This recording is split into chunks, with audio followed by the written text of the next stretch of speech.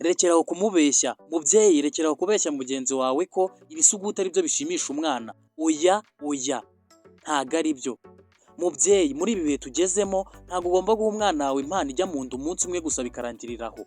Ahubwo umuvyeyi w'intyoza agomba guha umwana w'impano izamutunga, igahindukira ikongera igatunga nyiri ukuyitanga, ikikoza ahazaza igatunga abazamukomokaho. Iyo mpano nta yindi ni uburezi. Academy FDL ihari ku bwawe. Ubwo iri shuri ryatangiraga mu gihembwe cyaryo cya mbere, ryatangiye ribi rya mbere mu karere ka Rutsiro, riza riyoboye ibindi bigo byose birimo. No mu gihembwe cya kabiri nuko bimeze. Nk'ababyeyi ibyo turuhira byose tuba tugirira abana bacu. Academy FDL iri ni ishuri ryigenga ritanga uburezi mu cyiciro cy'incuke ndetse n'amashuri abanza. Ese kuki wahitamo Academy FDL?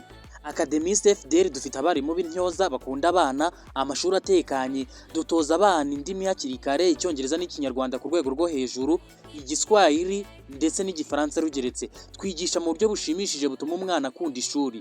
Ikindi, umunyeshuri wize ku Academy FDL asohoka azi neza ibijyanye na karate, ikoranabuhanga, ubuhanzi ndetse n'ibindi bigiye bitandukanye. Duherereye mu karere ka Rutsiro, umurenge wa Mushubati, akagari ka Cyarusera, mudugudu wa Cyahafi. Intego yacu ni ubudashyikirwa mu burezi bufite ireme. Ku bindi bisobanuro waduhamagara kuri 0788 43 33 24 cyangwa 0788 13 13 4 14.